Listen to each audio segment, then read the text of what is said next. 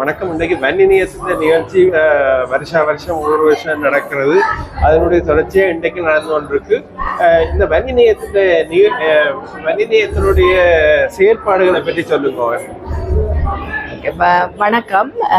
இந்த வன்னிநேயம் நாங்கள் ஆரம்பித்ததில் இருந்து நான் சொல்கிறேன். வன்னிநேயம் ஆரம்பித்தது நாங்கள் 2009ஆம் ஆண்டு தாயகத்தில் போர் முடிந்து மக்கள் உடைமைகள் உறவுகள் எல்லாவற்றையும் இழந்து முள்வேலிக்குள்ள அடைக்கப்பட்டிருந்த பொழுது அவர்களுக்கு உதவுவதற்காகத்தான் நாங்கள் இதை முதல்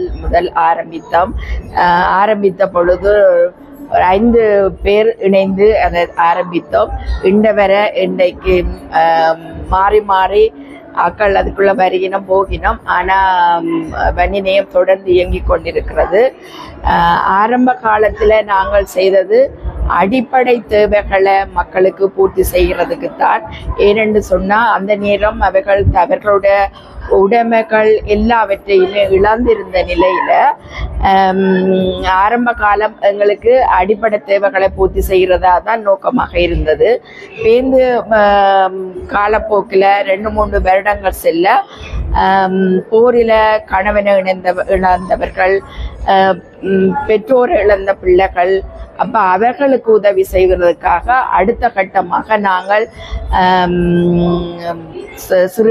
சிறுவர்களை பாதுகாக்கின்ற இல்லங்கள், மற்ற விதவை பெண்களுக்கு அவர்கள் தொழில் செய்வதற்கான உதவிகள், அவ்வாறான உதவிகளை ஒரு இடைக்காலத்தில் செய்து கொண்டிருந்தோம்.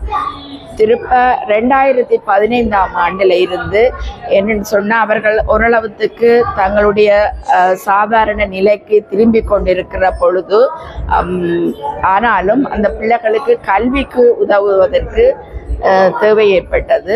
அப்போ வரை அந்த 2015ஆம் ஆண்டில் இருந்து அவர்களுடைய கல்வி வளர்ச்சியை முன்னெடுத்து எங்களுடைய செயற்திட்டங்களை முன்னெடுத்து வருகிறோம்.